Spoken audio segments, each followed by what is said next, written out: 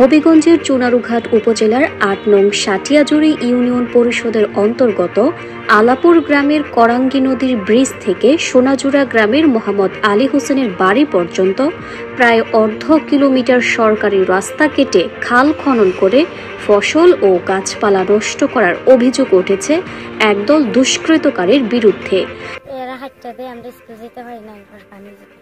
মানে খাইতে দিলে পরে ওইদিকে পানি আসা যাওয়া করে, তোমরা আর যাইতে পারো না।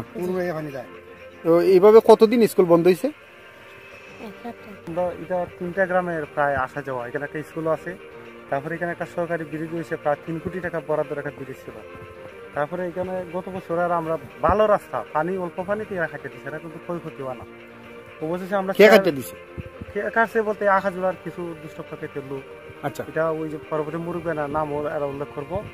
তারপরে মেম্বার চেয়ারম্যান আইয়া টিউন পর্যন্ত আইসে, আমরা একটা অভিযোগ দিয়েছি, দেখে কইছে যে এখানে কোনোভাবেই সরকারি কোনো প্রকল্পে এখানে ব্রিজ দিবে না, হইতেও পারে না। এবং রিপন চেয়ারম্যান আপনার চেয়ারম্যান দুজন এখানে উপস্থিত ছিল। গেছে বড় রাস্তা কাটছে, আমরা 2 ইউনিয়নের চেয়ারম্যান এটা সমাধান করে দিয়ে দিছি।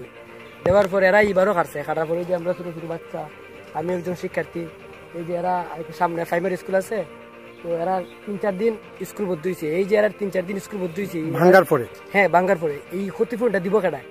জানা যায়, চানভাঙ্গা শ্রীবাড়ির সরকারি রাস্তার পাশে আলাপুর গ্রামের অভিযোগকারী মোহাম্মদ সবুজ মিয়া এবং তার আত্মীয় স্বজনের ফসলি জমি ও গাছপালা রয়েছে।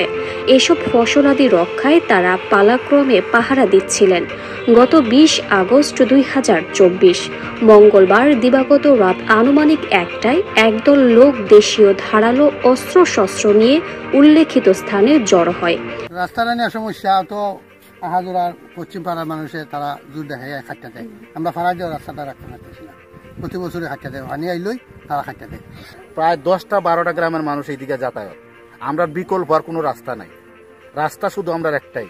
কিন্তু এই রাস্তাটার প্রতিটা বছর আহাজোড়ার মানুষের পানি আইলে বানটা খাট্টা, এই রাস্তাটা খাট্টা দেয়। খাট্টা দিলে আমরা ফালাই দেয় ভোগান্তির মাঝে। আমাদের যে স্কুলের ছাত্রছাত্রী কেউ যাইতে পারে না।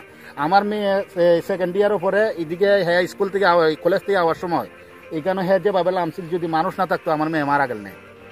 কিন্তু এই দায় বাট্টা নিব খেটায়। আমি বিশেষ করিয়া বাংলাদেশ সরকার অথচ প্রশাসন যারা আছে তাদের দৃষ্টি আকর্ষণ করছি, কেন ওই সমস্ত দুর্নীতিকারী লোক যারা আছে এরারে যাতে আইনের আওতায় আনা যায়, এটি আমাদের আবেদন। সাটিয়াজুড়ি ইউনিয়ন, সোনারঘাট থানা, শফিক মেম্বার, 5 নম্বর ওয়ার্ড।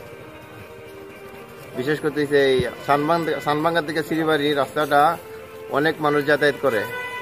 সে বন্যা যখন আসে তখন পানি রাস্তার উপরে উঠে জায়গা উঠা রাস্তাটা বুড়াইলা